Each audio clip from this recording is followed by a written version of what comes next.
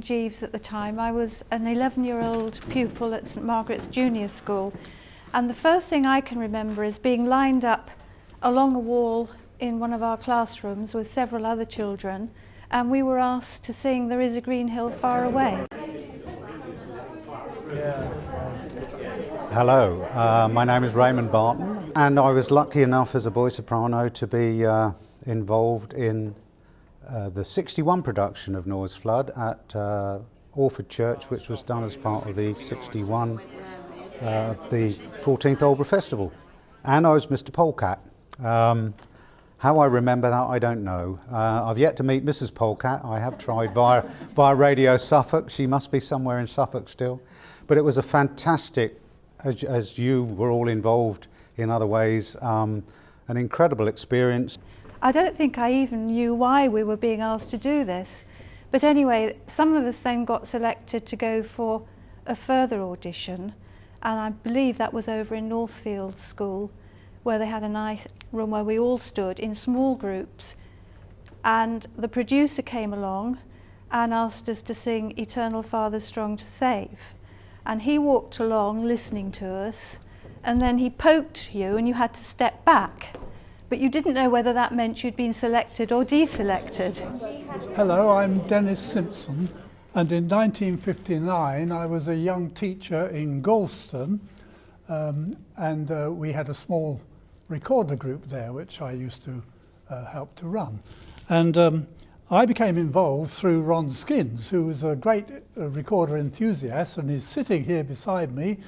We had enormous fun. It was such an experience to be involved in such a lively thing with so many children playing, dressing up and acting, and to be mixing with professional musicians and seeing the great man himself, of course, Ben Britten.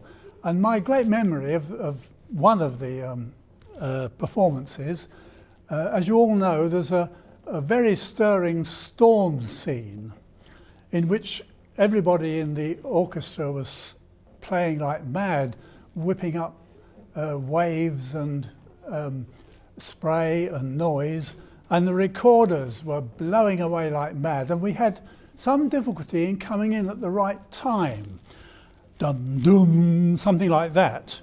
And the youngsters with me all came in, and then there was one lone recorder echoing them. And that was me coming in at the wrong time. and I was very kindly told afterwards by some of my colleagues that it sounded right. My name is Rosemary Moffat. I was second violin in Noyes Fludd. We were part of the Lowestoft Grammar School orchestra, and we sat mostly behind the pillars. But I do have two rather fun recollections, although I loved every single minute of it.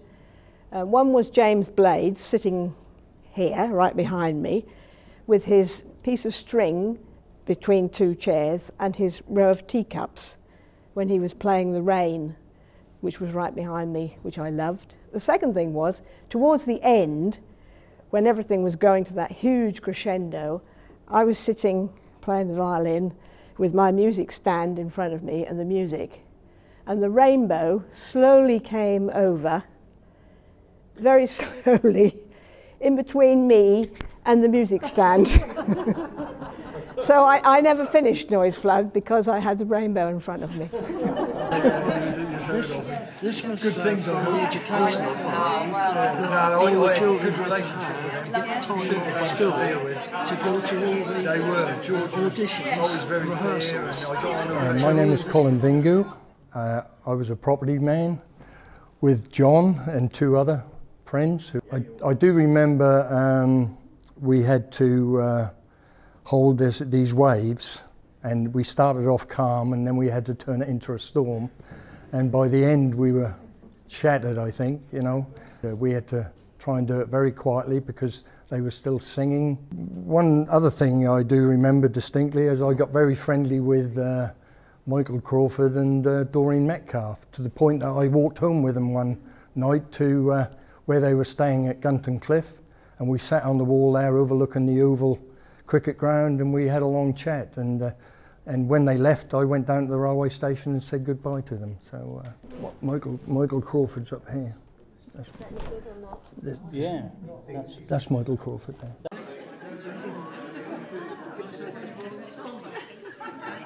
Michael Crawford in 1959 with Michael Crawford and some of the other cast. Ron Skins. I trained the recorder group. The group was consisted of some of my class in Galston Junior School and the contingent from Lowestoft. I had no score, I had no accompanist, so they worked very hard on all the parts.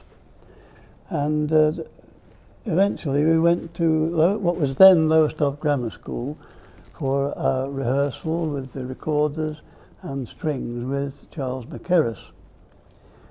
In St Margaret's, we were to the very far left of the orchestra, at 90 degrees round one of the big pillars of the church, and McKerris conducted head on to the strings, the players, the set, and Keith Darlington stood between him and us and relayed the beat to the recorders. At the end, Ben came round shaking hands with the helpers, and he congratulated me on the recorder's descant recorder's top C.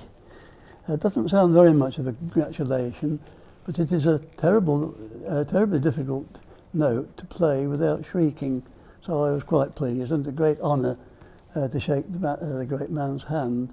And it was a life-changing experience, I think, for everyone who took part. Hello, my name is Alan Scarf. I was one of the chorus of Animals.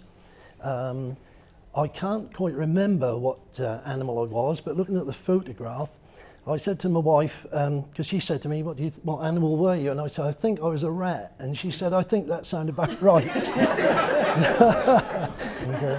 and the one thing that what does stick in my mind was when we actually did the main part at St Margaret's Church in 1959, was when we came in at a side door and had to go to the ark.